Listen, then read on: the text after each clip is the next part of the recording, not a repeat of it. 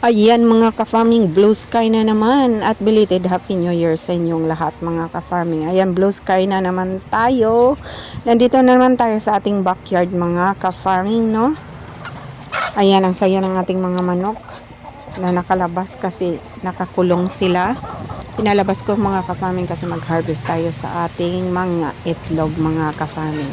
But before that mga ka-farming, na sa pagpatuloy ng ating vlog, please don't forget to subscribe our channel mga ka-farming, and thank you so much sa lahat ng nag-support ng aking channel. Big shout out to Mimi's channel.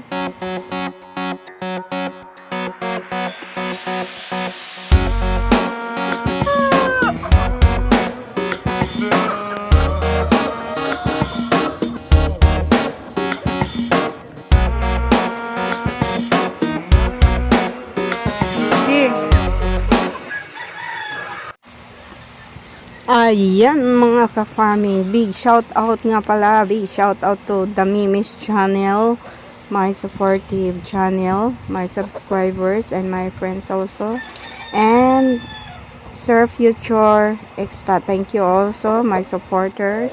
Thank you so much, at sa lahat ng nag-subscribe ng aking channel, thank you so much for your support. Thank you so much guys. Hayaan nyo guys, punta din ako sa inyong mga bahay guys, no? Kasi busy lang ako sa paghahanap ng hanap buhay para sa pang-araw-araw, para may mailagay tayo sa misa na kakanin araw-araw. Ayan mga ka-farming, dito mga ka-farming, no? May napansin lang ako mga ka-farming, may nangitlog na bago kong mga manok na nangitlog dito sa labas ng aming bahay mga ka-farming, dito sa may mga kamuti tops. Dito sila nagtatago. Mabuti na lang at nakita ko sila. Ayan mga ka-farming, kasi tago din naman, hindi makita ng mga tao na nagpassing by dito. Buti naman, no, hindi nakita ng mga tao ang mga itlog. Pag nakita yan, ako kunin talaga yan ng mga tao mga ka-farming.